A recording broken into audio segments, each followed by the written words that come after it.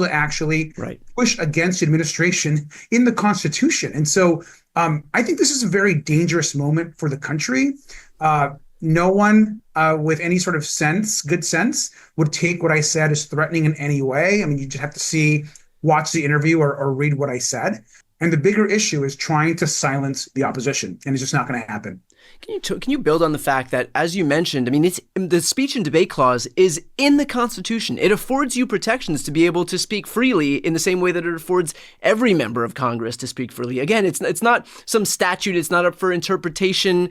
This is something that is enshrined in the U.S. Constitution. And so, what does it say that the Department of Justice is now? The folks who are supposed to be upholding the law are discarding that in deference to doing the bidding of Donald Trump or going after perceived enemies of Trump and the Republican Party. Well, I think it's very concerning. And I think the other thing, Brian, I think, and we've talked about this, like, we know that at this moment, Democrats need to match the energy that's on the ground that people feel. People feel angry. Yeah. People are upset, rightly so. People want Democrats to fight for our values. And so when those of us that are out there fighting, pushing back. So what the response is going to be is that then we essentially are going to be threatened with possible prosecution for that fight. So it's pretty clear what they're trying to do here. They're trying to intimidate us. Yeah. They're trying to silence critics, and they're going to try to go after the most vocal folks. They're trying to push back on Elon Musk and his raiding of the federal treasury and trying to essentially create a system where he gives himself and his billionaire friends a huge tax cut. And so that's what's happening at this moment. People should be very concerned about this letter. Look, this letter is not about me. It's about trying to silence critics in Congress and across the country. And we can't stand for it. Can you talk about the irony of this letter being sent on behalf of Elon Musk, who for so long has framed himself as some champion for free speech, now trying to police that exact phenomenon, police not only your ability to speak freely, but also your ability to have constitutionally protected speech as a member of Congress? I think that's exactly right. I mean, it's incredibly ironic and quite disturbing. And look, I'm not sure how much folks know about who who Donald Trump's new acting U.S. attorney is, but this is someone that has defended the January 6th insurrectionists. Yeah. This is someone that's talked about stopping this steal in the last election, handpicked, of course, by Donald Trump, and clearly going after people that Donald Trump perceives as problematic, myself included, in using his Justice Department in a way that is really dangerous for this country. And so I think it's important for us to not allow this to silence criticism of Elon Musk. And I think that's something that's really important.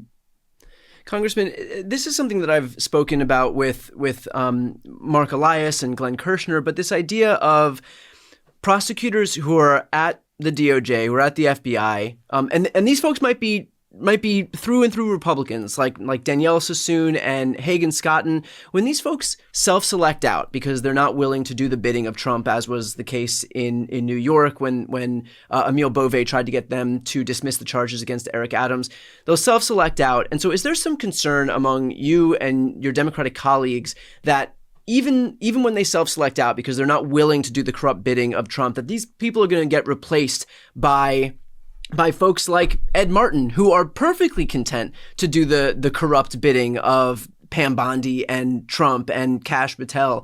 And so eventually it's not going to be a situation where okay, you're going to butt up against some obstacles. Eventually it's going to be a situation where the people like Ed Martin fill up the entirety of the ranks of our justice system. So does that concern you that 1 month in to Trump's administration, yes, there are some obstacles, but already the fact that somebody like Ed Martin is in a position of power to be able to do this, that eventually we're going to get to the point where the entire DOJ looks a lot more like Ed Martin than it does Danielle Sassoon or Hagan Scotton?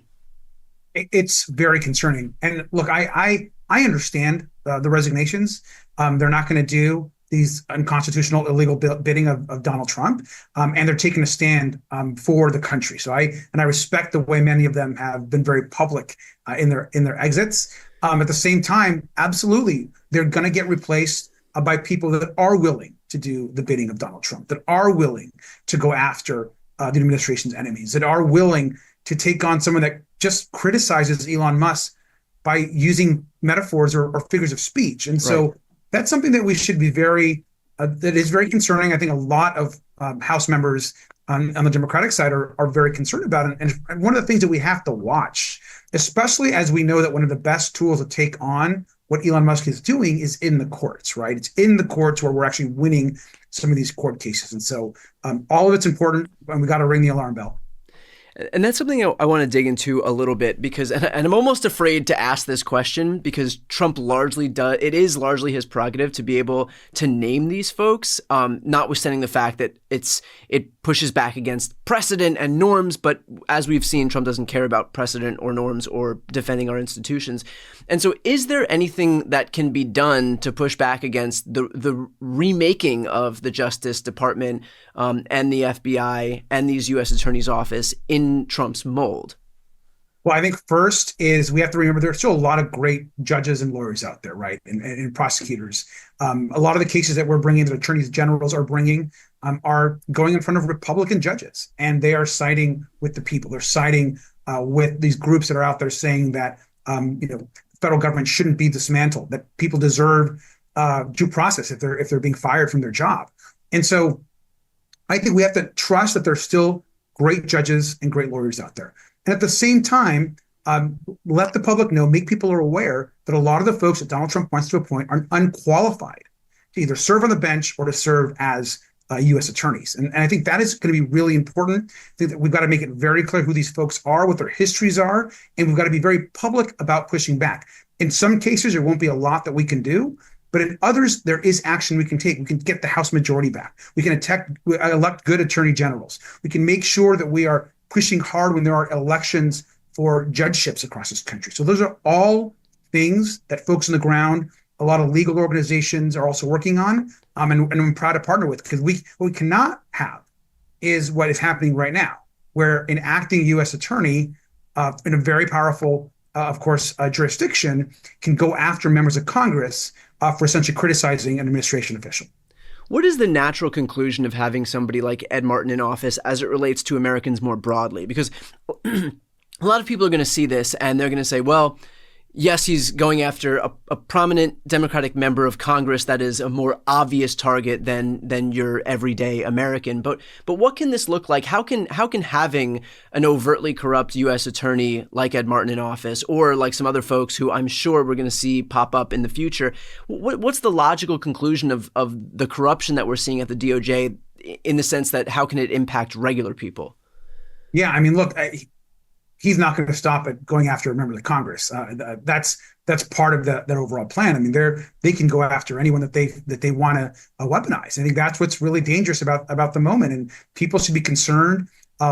Anyone that is trying to do good, whether it's folks that are protesting, whether it's folks that are out there calling attention issues, with members of the media that are calling out these issues, I think their ability to target folks, which we know is right out of the authoritarian playbook, is really dangerous. And we should note that everything they said they would do, Project 2025, which a lot of folks are like, oh, what is this thing? It's happening. Yeah. They're implementing Project 2025, including going after their enemies. Right. I think that's a great point, and something that I sounded the alarm about in advance of the election was the idea of him enacting Schedule F, which is gutting career civil servants to be able to hire political appointees instead. That is what's happening in real time right now. And to your point about being able to target regular Americans, it's not just the DOJ that Trump is gutting and having those folks replaced with political appointees, political flacks.